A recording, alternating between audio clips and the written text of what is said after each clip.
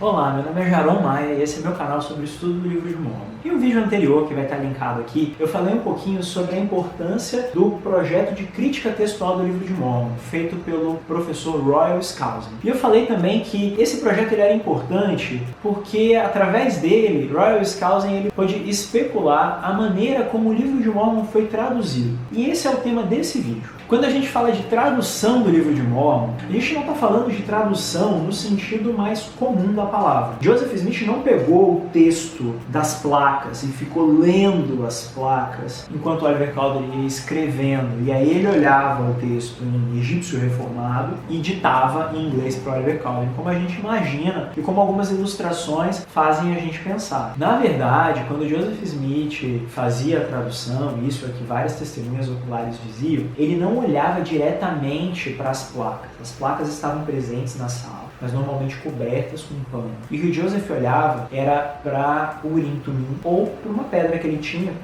escura, com um furo no meio, chamada pedra de vidente. Muitas vezes ele precisava escurecer para conseguir enxergar melhor o que estava ali, o que aparecia ali, o que ele estava olhando, né? Era revelado algo para ele que ele ia editando. Várias das testemunhas oculares da época acreditam que Joseph Smith via o texto em inglês e ditava o texto. Até porque, em algumas ocasiões que apareciam nomes difíceis, Joseph ele era capaz de soletrar letra por letra o nome. Por exemplo, Coriantumr, que no final tem U-M-R, sabe? Tipo, é um monte de consoante no meio de vogal, de uma forma que a gente não escreveria normalmente, nem em inglês se escreveria normalmente. Joseph ditava e soletrava essas palavras. Às vezes alguma coisa estava escrita errado e Joseph não prosseguia na tradução do livro de Mormon até que eles corrigissem aquele erro. E aí, em determinada ocasião, em uma conferência da igreja, Hyrum Smith estava falando sobre o livro de Mormon e tudo mais, e ele chamou Joseph para falar para a congregação como foi feita a tradução do livro de Mormon. E aí Joseph falou que não era para ele revelar aquilo, era para as pessoas saberem apenas que a tradução foi feita pelo dom e poder de Deus. Então Joseph,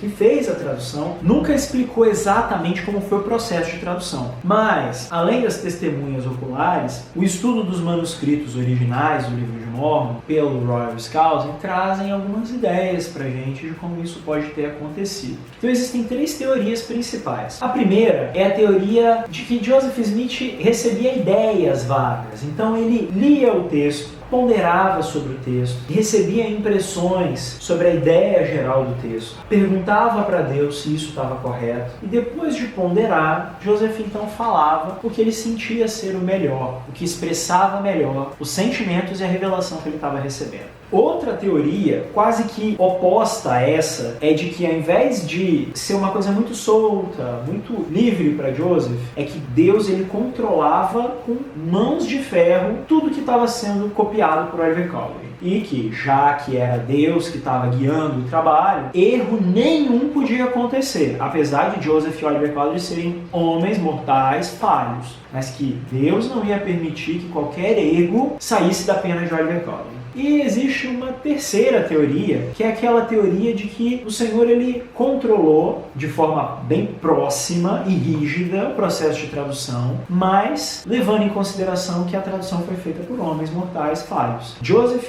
era capaz de ver o texto em inglês, ditar para Oliver Cowdery, e a maneira como Joseph leria esse texto, a maneira como Oliver ouviria e escreveria, ia depender muito da diligência e da atenção que eles iam prestar. Se a gente parar para pensar na importância, o significado doutrinário pra gente dessa teoria, eu acho que ela faz muito mais sentido. Afinal de contas, o Senhor ele não força ninguém, ele não controla ninguém com mãos de ferro para que a obra dele aconteça perfeitamente, tintim por tintim. Ele conhece as nossas falhas, ele sabe que a gente vai errar e ele realiza a sua obra perfeita através de instrumentos imperfeitos que somos nós. Mesma coisa aconteceu com Joseph e Oliver. Alguns erros foram perpetuados para edições anteriores do livro de Mormon e várias correções foram feitas, mas como eu falei anteriormente, a mensagem do livro de Mormon não se altera. O livro de Mormon não se torna menos sagrado e menos importante por conta disso. Agora, como eu posso dizer que Joseph estava lendo um texto em inglês? Primeiro, porque existem várias evidências de que aquele momento em que Joseph ditava para Oliver Cowdery as palavras era o primeiro contato que ele tinha com o texto. Ele não sabia o que vinha na frente. Ele não tinha tinha criado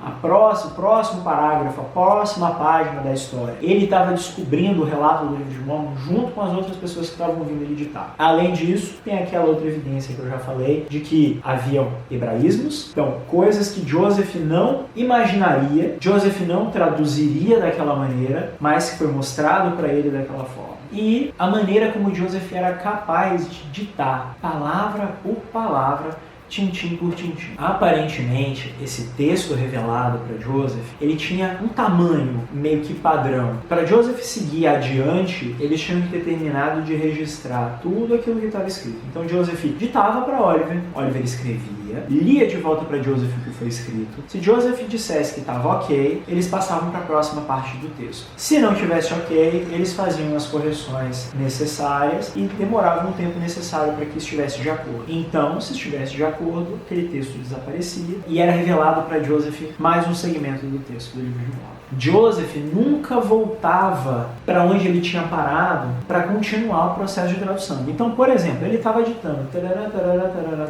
teve que interromper porque ele precisou ir ao banheiro, porque ele precisou ir cuidar da plantação dele, porque ele era fazendeiro, eles precisavam interromper, a esposa precisava de alguma coisa, foi cuidar do filho, saiu para comprar, para ordenhar a vaca, sei, interrompeu o trabalho. Quando eles voltavam, Joseph nunca perguntava onde que eu parei para continuar a tradução. Ele só pegava e seguia falando de onde o texto tinha parado. E uma outra coisa muito interessante que Emma Smith conta pra gente é que tinha algumas coisas que Joseph sequer sabia. Joseph não era capaz, segundo Emma, na época que ele traduziu o livro de Mórmon, de ditar uma carta inteira coerente, que dirá um livro tão complexo como o livro de Mórmon. Em certa ocasião, essa história é famosa, enquanto Joseph estava traduzindo, ele falou sobre as muralhas de Jerusalém. E aí Joseph interrompeu a tradução, virou para Emma e falou: Emma, Jerusalém tinha muralhas? E ela falou: sim, tinha. Ele: ah, tá, eu pensei que eu tinha entendido errado. Então o próprio Joseph não sabia exatamente o que ele estava fazendo. Ele estava realmente sendo um instrumento nas mãos do Senhor. Conhecer toda essa história me faz admirar Joseph e pensar como que ele era realmente um vaso na mão do Senhor, né, para que o Senhor pudesse moldá-lo e prepará-lo da maneira que ele quisesse para fazer a obra dele. E como que a gente pode aprender com a dedicação que eles tiveram, o cuidado que eles tiveram em fazer esse trabalho de tradução o melhor que podiam. Claro, cometendo erros, como todos nós cometemos, mas dando o seu melhor, para que nós tivéssemos hoje o livro de Mórmon conosco. Então é isso, gente. Esse é o vídeo de hoje. Espero que vocês tenham gostado. Se gostaram, clique em gostei lá embaixo. Compartilha com outras pessoas que podem gostar desse conteúdo. Se inscreve aí no canal, porque eu sempre vou estar postando mais vídeos sobre o estudo do livro de Mórmon. Tchau, tchau.